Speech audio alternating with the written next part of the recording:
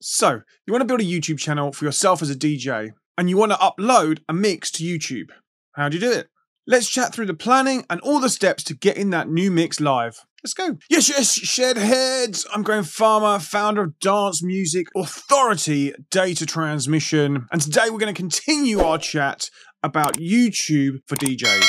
In these steps today, we're going to get your first mix out there. Make sure you stick around right to the end because you'll want to make sure you do all the steps to crack this strategy. If you missed my video on why you should be using YouTube in the first place as a DJ, check this one out. And if you want to grow your following from 0 to 1,000 followers, then you need to watch this video as part of this series. You could definitely go and binge watch the other two afterwards. So you've decided to make a YouTube channel after watching that video. You've decided the vibe of the channel and what your channel's gonna be about. And now you're focused on making mixes for your brand new channel. Let's talk about the first mix on your channel. What's the vibe of that mix gonna be? Does your channel have an overall genre, i.e. house music? And is your channel going to be then a mix of subgenres within the house music genre, like our friends over at Flavor Trip? Check out their channel, it's wicked. Or is your channel where you walking around the streets and DJing and the funny things that happen to you while that's happening, like our friend Suat? Check his channel out, it's wicked. His channel is actually a mix of recaps and live mixes, so good. Or is it going to be like a tech house only channel where you play the music you're into that week, that month? Like when we broke down Rewire's channel. If you didn't see that, check this video out. When you're planning your DJ mixes, getting these steps right is going to help your channel grow in the long term. It will give it a better chance to grow and it will keep people locked in for longer. You can also plan out a few videos in advance and work on a schedule which will actually make things easier for you. If you go down the route like Flavor Trip and you know the sounds for each of the coming up mixes, then as you're kind of searching for music and you find stuff that might fit a future mix, you can put it into folders and kind of doing the research for lots of mixes in a row as you're hunting for music. Now, you know the vibe of the mix. Now the main thing is to get the title locked in. What's that video going to be called? The big thing to remember when it comes to YouTube is it's a search engine and it's all about SEO. It's also the second biggest search engine behind Google, and Google owns both of them. So unlike other social media, you need to consider search engine optimization or SEO. To grow your channel, you need to make sure your videos are discoverable, which means once you've worked out the channel's theme and identity, then planning out each mix is going to be the key thing. When it comes to a title, you need to put something that people are searching for. No one is searching for My New Mix 01. Maybe we all should do a bit of a search on My New Mix 01. I bet there's some absolute belters in there.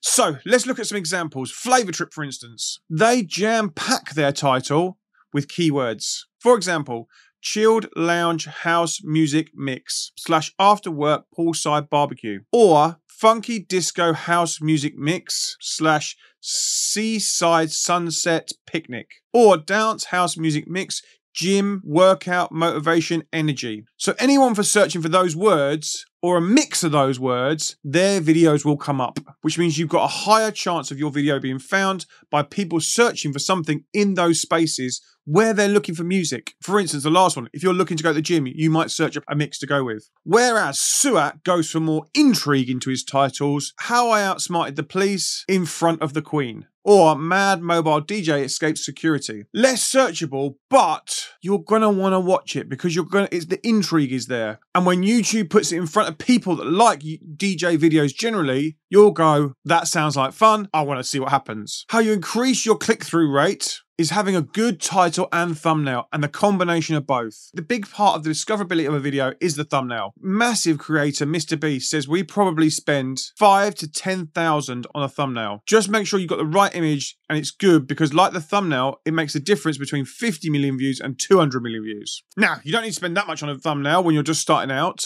but you're gonna get the idea. It's important to have a good thumbnail, and people spend a lot of time and research finding the best thumbnails. I would definitely do some research on your competitors and see what they're using for thumbnails and what's getting clicked through. And also just scroll yourself and see if you would click on things. You'll see if you go through Suat's channel, for instance, he's changed up his thumbnails over the journey so that they're even more striking as it goes on. Flavor Trip use a big photo of where they're playing because they're using these amazing backdrops, and you want to click through because you want to see that video. Rewire does a weekly live stream, so his titles and thumbnails are based on house and tech house and the date and title of the event. He's driving his audience from other channels, which is then pushing people to watch his live streams. And that will kickstart the algorithm to get more people watching it over time. And then from those people watching, YouTube will do some of the heavy lifting to find more people that have already tuned in. Next thing is planning the framing of your video. How's it going to look on screen? Remember, this is a video performance. and how it looks on screen is important. It doesn't need to be super polished at the start, but considering the visual part of this mix is key. If you're in a studio, can you make it look clean? Can you declutter? We've definitely done that in here. If you go back some of my videos, you'll see we've changed how it looks inside the shed